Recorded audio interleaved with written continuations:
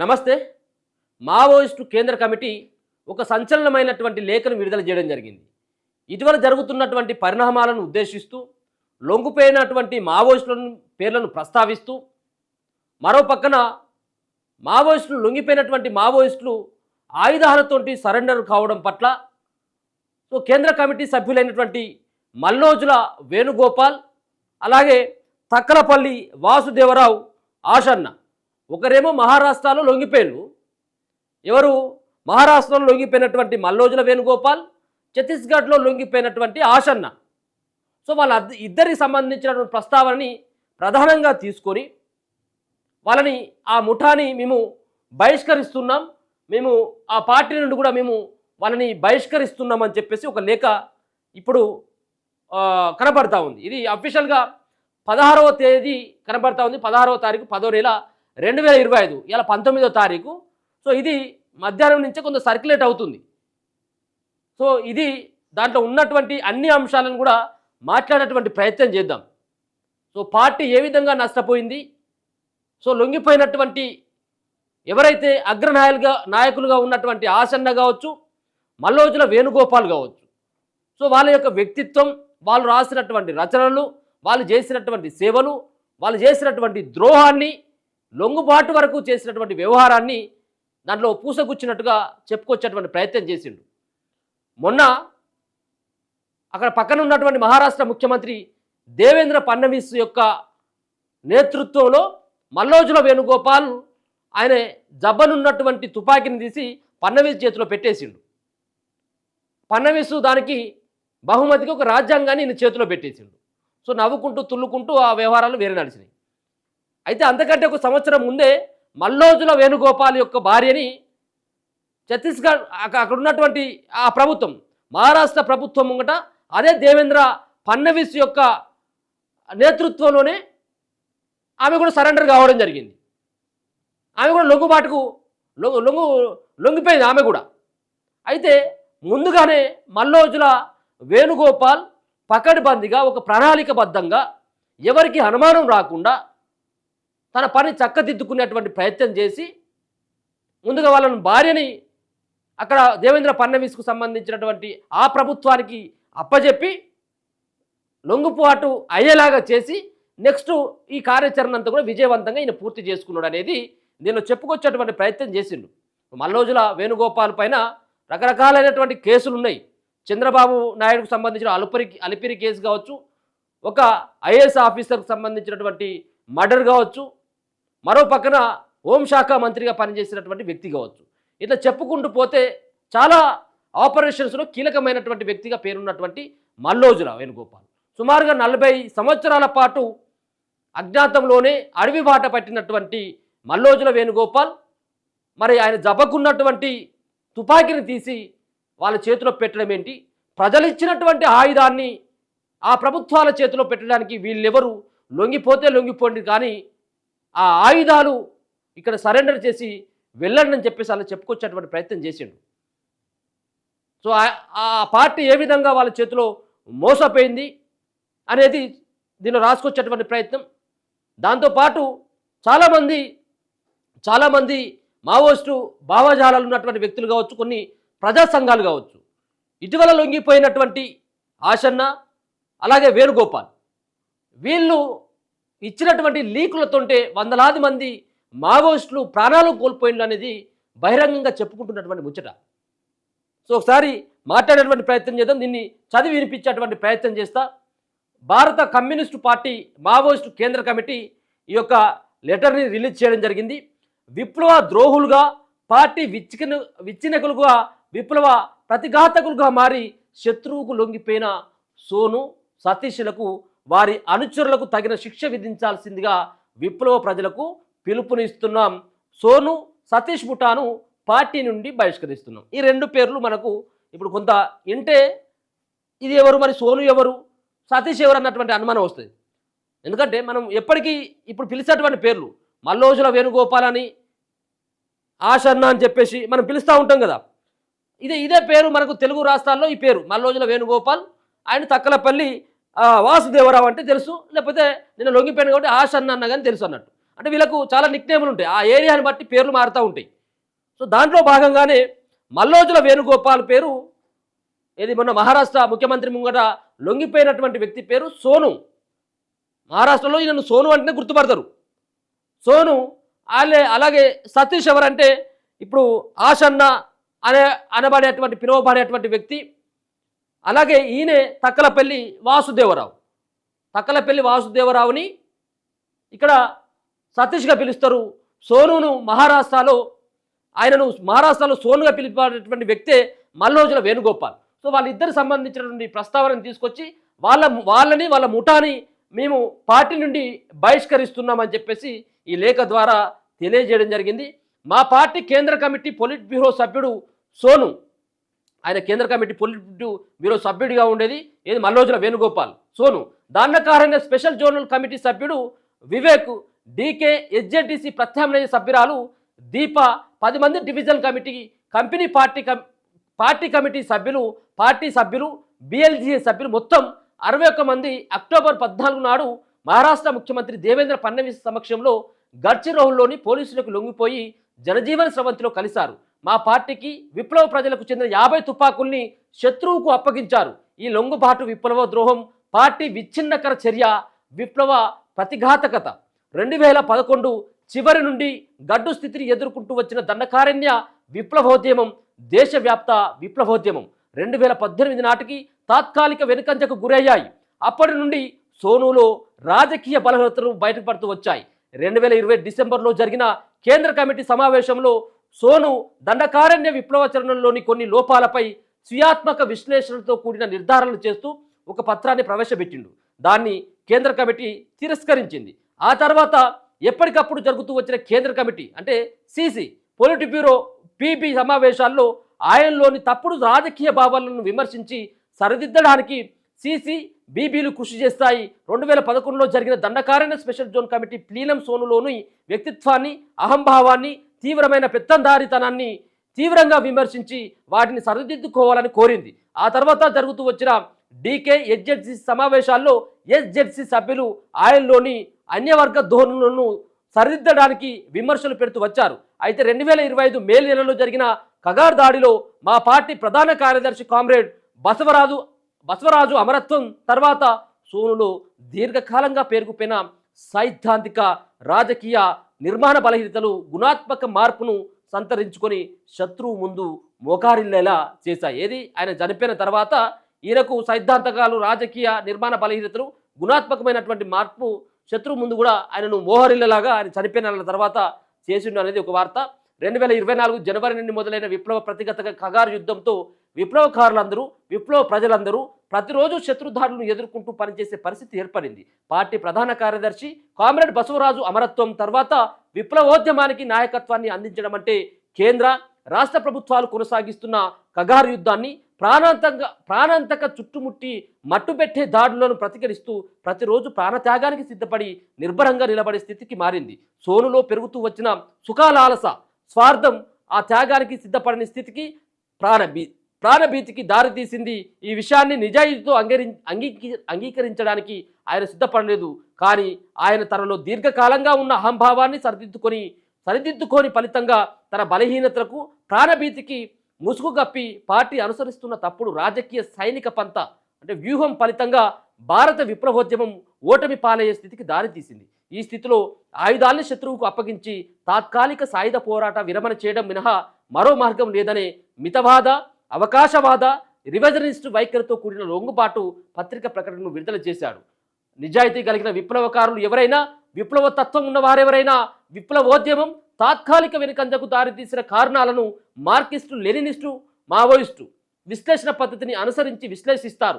అందుకోసం గత చరిత్రను, వర్తమాన స్థితిని, భవిష్యత్తు అవకాశాలను విశ్లేషిస్తారు. వస్తుగత స్థితిని, స్వీయాత్మక స్థితిని, శత్రు బలబలగాలను, ఉద్యమ బలబలగాలను వాస్తవికంగా విశ్లేషిస్తారు. అందులో భాగంగా అంతర్జాతీయ, దేశీయ పరిస్థితులను విశ్లేషిస్తారు.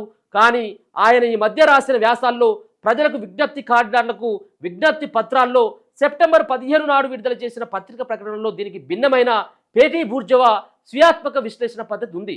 పార్టీ అనుసరిస్తున్న మౌలిక పంద, రాజకీయ సైనిక పంద లేదా రాజకీయ సైనిక వ్యూహాలు తప్పు అని నిర్ధారించడానికి ప్రధానంగా 3 కారణాలు చెప్పిండు. అవి మనకు విప్లవ పార్టీ లేదు, 2007 నాటి ఐక్యత, కాంగ్రెస్ రూపొందించిన కేంద్ర కర్తవ్యం, ఉద్యమ బలానికి మించిన అతివాద నిర్ణయం, చట్టబద్ధ పోరాటాలను తిరస్కరించమని చెప్పాడు.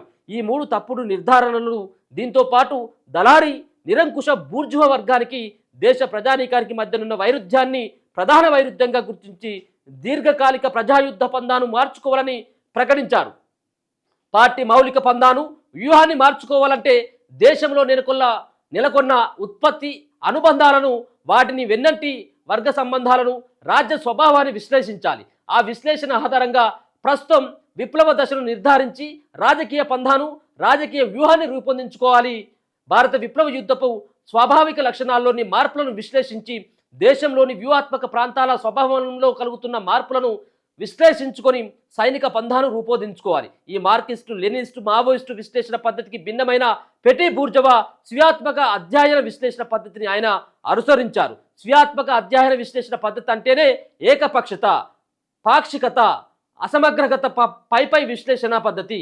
ఆయన ఈ మధ్య రాసిన వ్యాసాల్లో ప్రజలకు విజ్ఞప్తిలో తాత్కాలిక సాయుధ పోరాట విరమణ, పత్రిక ప్రకటనలో ఈ పద్ధతితో కూడిన విశ్లేషణ నిర్ధారణలున్నాయి.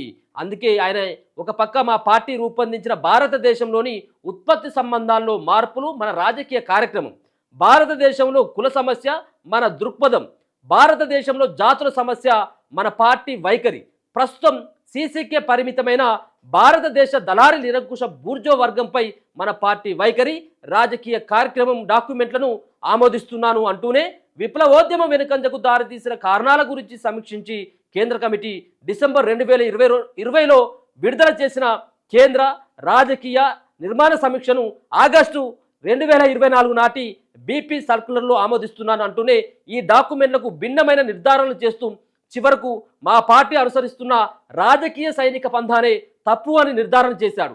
అందుకే ఆయన విప్లవోద్యమం వెనుకంజ స్థితికి పార్టీ చేసిన పొరపాట్లే కారణమని ఏకపక్ష విశ్లేషణ చేశాడు. పార్టీ చేసిన స్వీయాత్మక పొరపాట్లతో పాటు భారతదేశపు బలమైన శక్తిశాలి రాజ్యం అనేక దశాబ్దాలుగా కొనసాగిస్తున్న విప్లవ ప్రతిఘాతక దాడులు, కగారు యుద్ధం ఈ స్థితి తలెత్తడానికి కారణమని పార్టీ చేసిన నిర్ధారణను ఆయన తిరస్కరించారు. దేశంలో భూస్వామ్యం అవశేషంగా మారినంత కాలం దళారీ నిరంకుశ బూర్జువా వర్గానికి విశాల ప్రజలకు మధ్య వైరుధ్యం ప్రధాన వైరుధ్యంగా మారజాలదు. పత్రిక ప్రకటనకున్న పరిమితి రీత్యా ఈ విషయంపై ప్రస్తుతానికి ఇంతకు మించి నేను రాయడం లేదు. నిజంగా సోనుకు తాను రాసిన వాటిపై విశ్వాసం ఉంటే పార్టీలో ఉంటూ కేంద్ర కమిటీలో, పొలిట్ బ్యూరోలో చర్చించడానికి సిద్ధపడాలి. ప్రాణత్యాగానికి సిద్ధపడి విప్లవోద్యమానికి నాయకత్వం అందిస్తూనే తన అభిప్రాయాలను, తన వాదనలను కేంద్ర కమిటీలో, పొలిట్ బ్యూరోలో చర్చించి విప్లవోద్యమంలోని తప్పులను సరిదిద్దడానికి కృషి చేసి ఉంటే ఆయనలో తన వాదనల పట్ల తనకు విశ్వాసం ఉందని, నిజాయితీ ఉందని అంగీకరించే వాళ్ళం. కానీ అందుకు సిద్ధపడకుండా పార్టీ నిర్మాణ పద్ధతిని పాటించకుండా శత్రువు ముందు లొంగిపోయాడంటేనే ఆయనలో తన వాదనల పట్ల తనకే విశ్వాసం లేదని, నిజాయితీ లేదని, తన వాదనలు కేవలం తన ప్రాణభీతిని కప్పిపుచ్చుకునే అవకాశవాదమని తేలిపోయింది. ఈ రకమైన తప్పుడు వాదనలతో విప్లవ శిబిరాన్ని, పార్టీ కాడర్లను, బిఎల్జీఏ సభ్యులను మోసగించడం, శత్రువు ముందు లొంగిపోవడం విప్లవ ద్రోహం అవుతుంది. తన తప్పుడు వాదనలను కేంద్ర కమిటీ, పొలిట్ బ్యూరోలో చర్చించకుండా కేంద్రీకృత ప్రజాస్వామిక పద్ధతిని ఉల్లంఘించి, నిర్మాణ క్రమశిక్షణను ఉల్లంఘించి గత కొద్ది నెలలుగా వివిధ స్థాయిల పార్టీ కమిటీ సభ్యులతో, పార్టీ సభ్యులతో, పిఎల్జీఏ సభ్యులతో చర్చించే పార్టీని చీలదీసే కుట్రను పూనుకున్నాడు. పార్టీ రాజకీయ సైనిక పందాపై దృఢంగా నిలబడిన పార్టీ కమిటీ సభ్యులను, పార్టీ పిఎల్జీఏ సభ్యులను పథకం ప్రకారం దూరం పెడుతూ వచ్చాడు. ఇవి అరాచకవాద పార్టీ విచ్ఛిన్నకర చర్యలే. సోను, ఆయన అనుచరులు శత్రువుకు లొంగిపోతే లొంగిపోవచ్చు, కానీ పార్టీకి, విప్లవ ప్రజలకు చెందిన ఆయుధాల్ని పార్టీకి అప్పగించాలని కేంద్ర కమిటీ మధ్య విడుదల చేసిన పత్రికా ప్రకటనలో తెలియజేసినప్పటికీ దాన్ని పాటించకుండా 50 ఆయుధాల్ని శత్రువుకు అప్పగించారు. అంటే ఎందరో మంది కామ్రేడ్ శత్రు సాయుధ బలగాలతో పోరాడి ప్రాణాలను అర్పించి వారి నుండి స్వాధీనం చేసుకున్న ఆయుధాల్ని శత్రువుకు అప్పగించడం అంటే విప్లవకారులను హత్య చేయమని శత్రువుకు అందించడమే. ఇది విప్లవ ప్రతిఘటకు కౌంటర్ రెవల్యూషన్ అవుతుంది అని చెప్పేసి ఒక మాట చెప్తా ఉన్నాడు. ఇక్కడ చాలా ఒక మెన్షన్ చేయడం జరిగింది.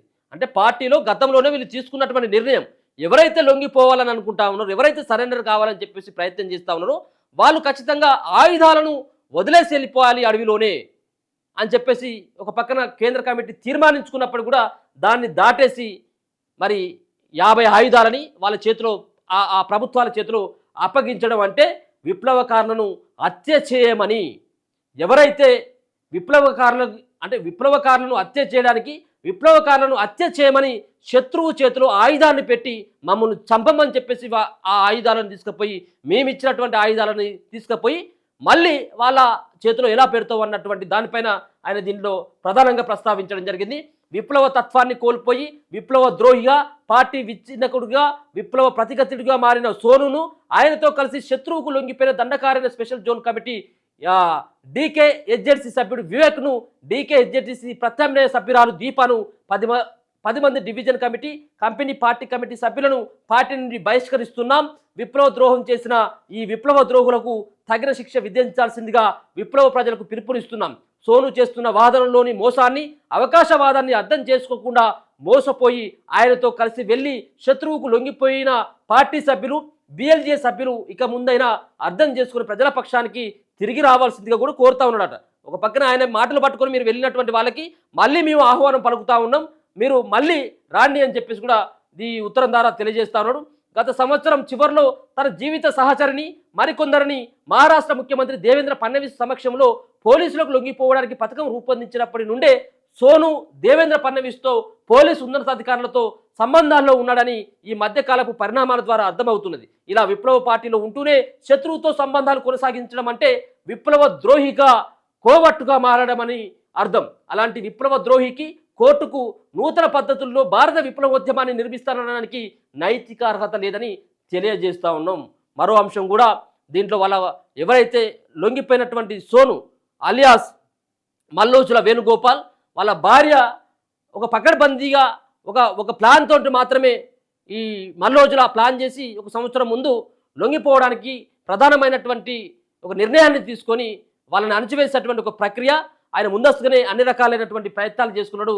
అటువంటి వ్యక్తిని విప్లవ ద్రోహిగా, ఒక కోవార్డుగా మాత్రమే, కోవార్డు అని చెప్పేసి కూడా దీంట్లో చెప్పడం జరిగింది. ఇక సోను ఆయన అనుచరులు 61 మంది పోలీసులకు లొంగిపోవడం విప్లవోద్యమానికి తీవ్రమైన నష్టమే. ప్రస్తుతం సోను ఆయన అనుచరులు లొంగిపోయినా ఆయన తప్పుడు వాదనలతో ప్రభావితులై ప్రాణత్యాగానికి సిద్ధంగా లేని మరికొంతమంది వివిధ స్థాయిల పార్టీ కమిటీ సభ్యులు, పిఎల్జీఏ సభ్యులు లొంగిపోయినా ఇవి తాత్కాలిక నష్టాలే. ఈ నష్టాల ప్రభావం సాపేక్షికంగా దీర్ఘకాలం ఉండకపోవచ్చు. అయితే సోను లొంగిపోయిన వివిధ స్థాయిల పార్టీ నాయకులు, పిఎల్జీఏ కమాండర్లు లొంగిపోయిన విప్లవోద్యమం శాశ్వత ఓటమికి గురి కాదు.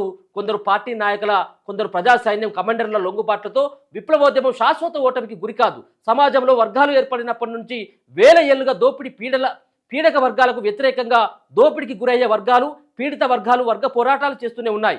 ఈ వర్గ పోరాటాల ఫలితంగానే సమాజం నేటి స్థితికి చేరుకుంది. ఈ వర్గ పోరాటాల చరిత్ర క్రమంతటా అనేక దేశాల్లో విప్లవోద్యమాలు, వాటి నాయకులు, యుద్ధ కమాండర్లు కొంతమంది లొంగిపోయి ద్రోహానికి పాల్పడినప్పటికీ వాటి ఫలితంగా ఆయా విప్లవోద్యమాలు స్వల్పకాలిక, దీర్ఘకాలిక ఓటములు ఎదుర్కొన్నప్పటికీ కొన్ని దేశాల్లో విప్లవోద్యమాలు గెలుపొందాయి కూడా. ప్రపంచంలో విజయవంతమైన విప్లవోద్యమాలే కాదు, ఓడిపోయిన విప్లవోద్యమాలు కూడా పీడిత వర్గాలకు ప్రేరణగానే ఉంటూ వచ్చాయి. స్పార్టకస్ నాయకత్వంలో సాగిన బానిసల తిరుగుబాటు ఓడిపోయిన అది ఈనాటికి ప్రపంచవ్యాప్త ప్రజా పోరాటాలకు ప్రేరణగానే ఉంది. పారిస్ కమ్యూన్ ఓడిపోయిన ఆ ఓటమిని సమీక్షించి గుణపాఠాలు తీసుకొని రష్యా సోషలిస్ట్ విప్లవం విజయవంతం అవడమే కాకుండా ఆ పోరాటం ఇప్పటికీ ప్రపంచ కార్మిక వర్గానికి, పీడితులకు ప్రేరణగానే ఉంది. భగత్ సింగ్ తన జీవిత కాలంలో తాను స్థాపించిన పార్టీ ద్వారా దేశ స్వాతంత్రాన్ని సాధించలేకపోయినా ఆయన అమరత్వం ఈనాటికి దేశ ప్రజలందరికీ ప్రేరణగానే ఉంది. పోరాడి ఓడిపోయిన ప్రజలు, ప్రజానాయకులు, పార్టీలు పోరాటాల పునర్నిర్మాణానికి, పురోగమనానికి ప్రేరణ అందిస్తే, పోరాడకుండా శత్రువుకు లొంగిపోయిన ప్రజలు, ప్రజానాయకులు, పార్టీలు నిరాశను, అవిశ్వాసాన్ని కలిగించి కాలగర్భంలో కలిసిపోతూ వచ్చాయి. ఎందుకంటే లొంగుబాట్లు ఎప్పటికీ ప్రజా పోరాటాల, విప్లవోద్యమాల, ప్రజాయుద్ధ పునర్నిర్మాణానికి, పురోగమనానికి ప్రేరణ అందించలేవు. అందుకే శత్రువుకు లొంగిపోయిన విప్లవ ద్రోహానికి పాల్పడిన సోను విప్లవోద్యమాన్ని నూతన పంథాలో నిర్మిస్తాననడం ఒక బూటకం.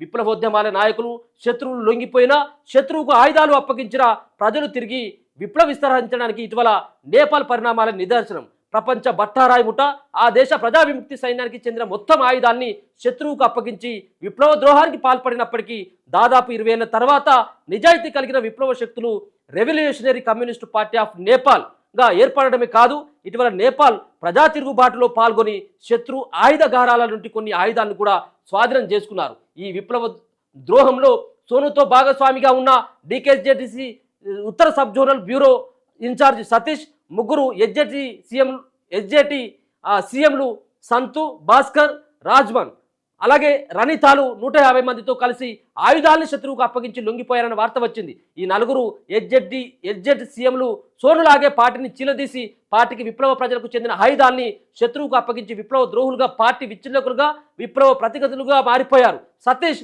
గత కొద్ది నెలలుగా పోలీసు ఉన్నతాధికారులతో ఛత్తీస్గఢ్ రాష్ట్ర పోలీసు మంత్రితో సంబంధాల్లో ఉంటూ కోవట్టుగా వివరిస్తున్నట్టు ఈ మధ్యకాలపు సతీష్ ఇంతకుముందు మనం అనుకున్నట్టుగా వాసుదేవరావు, ఆసన్న సైతం కూడా పోలీసులకి కోవట్టుగా, అక్కడ ఉన్నటువంటి ప్రభుత్వానికి కోవట్టుగా మారిందనేది కూడా ఆయన చెప్పేటువంటి ప్రయత్నం చేసిండు. సోను సతీష్లో దశాబ్ద కాలం నుండి కొనసాగుతున్న మితవాద భావాలు క్రమంగా మితవాదంగా మారి కగారు యుద్ధంతో అది మితవాద అవకాశబద్ధంగా మారి ఇప్పుడు అది విప్లవ ద్రోహంగా, విప్లవ ప్రతిఘాతక స్థాయికి చేరింది.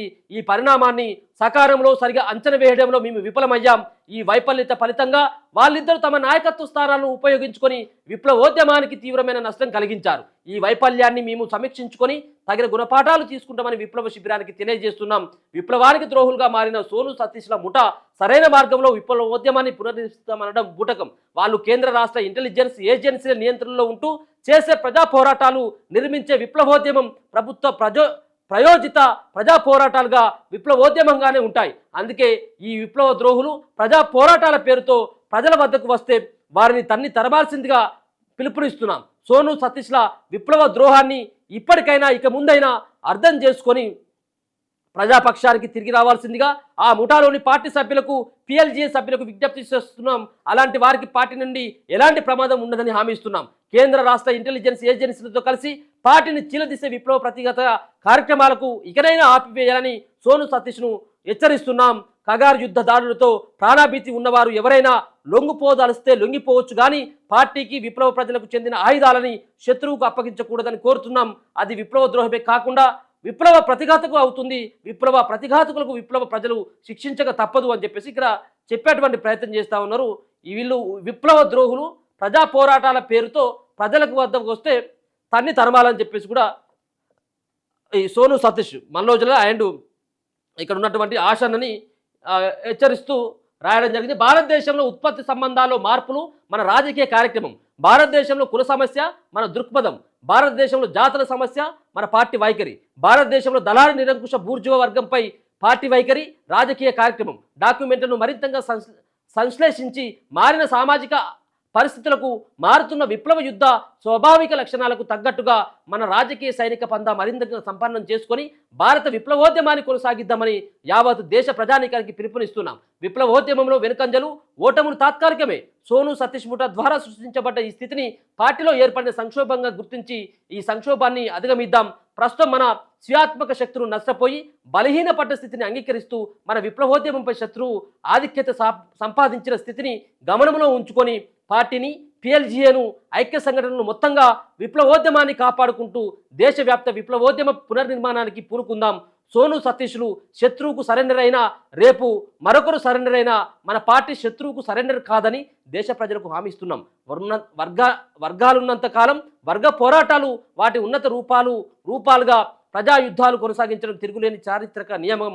ఈ నియమాన్ని లొంగుబాట్లు మార్చలేవు కాబట్టి తాత్కాలిక వెనుకంజలో సైతం విప్లవోద్యమ పునరాగమనం కోసం కృషి చేయడానికి గొప్ప ఆత్మవిశ్వాసంతో, ధైర్య సాహసాలతో ముందుకు కొనసాగుతాం.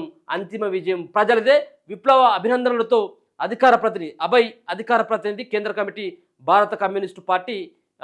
ఇది ఒక సెంట్రల్ కమిటీ రాసినటువంటి ఉత్తర్వులో అనేక రకాలైనటువంటి అంశాలు, ఒక 4 పేజీల ఉత్తర్వులో అందరి పేర్లు కూడా ఇటీవల లొంగిపోయినటువంటి దాదాపుగా 200 మందికి పైన వాళ్ళందరినీ కూడా ఉద్దేశిస్తూ, సో వాళ్ళకు సంబంధించినటువంటి వీళ్ళున్నటువంటి ఎవరైతే మల్లోజుల కావచ్చు, ఆసన్న, సో వీళ్ళ మాటలు పట్టుకొని మీరు బయటకి ఎవరైతే వెళ్ళినో వాళ్ళు మళ్ళీ వస్తే మేము ఆహ్వానిస్తామని వీళ్ళందరూ కూడా ఒక ఉద్యమ ద్రోహులుగా వీళ్ళు మొదటి నుంచే వాళ్ళు ఒక పకడ్బందీ ప్లాన్ తోటి లొంగిపోయేందుకు ప్రయత్నం చేసింది. ఇప్పుడు ఇది ఆపరేషన్ కగార్ అనేది వాళ్ళకు కలిసి వచ్చి ఇవాళ వాళ్ళ దాంట్లోకి వీళ్ళను అసలు క్షమించదు, రాజ్యం క్షమించదు, ఎవరు కూడా వీళ్ళను క్షమించాల్సిన అవసరం లేదు.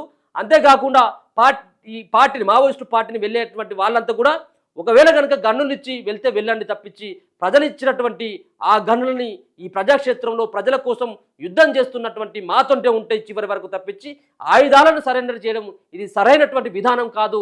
ఆ సంబంధించినటువంటి ముఠా ఏదైతే ఉన్నదో ఇక్కడ ఉన్నటువంటి సోను సతీష్ ముఠాను ఈ రోజు నుంచి పార్టీ నుంచి మేము వాళ్ళని బహిష్కరిస్తున్నామని చెప్పేసి కేంద్ర కమిటీ భారత కమ్యూనిస్టు పార్టీ మావోయిస్టు పార్టీ రాసినటువంటి కేంద్ర కమిటీ రాసినటువంటి ఈ లేఖలు ఈ రకాలైనటువంటి ఇన్ని రకాలైనటువంటి అంశాలని ప్రస్తావిస్తూ ఈ ఉత్తరంలో రాయడం జరిగింది. చూస్తూనే ఉండండి మన తొలి వెలుగు.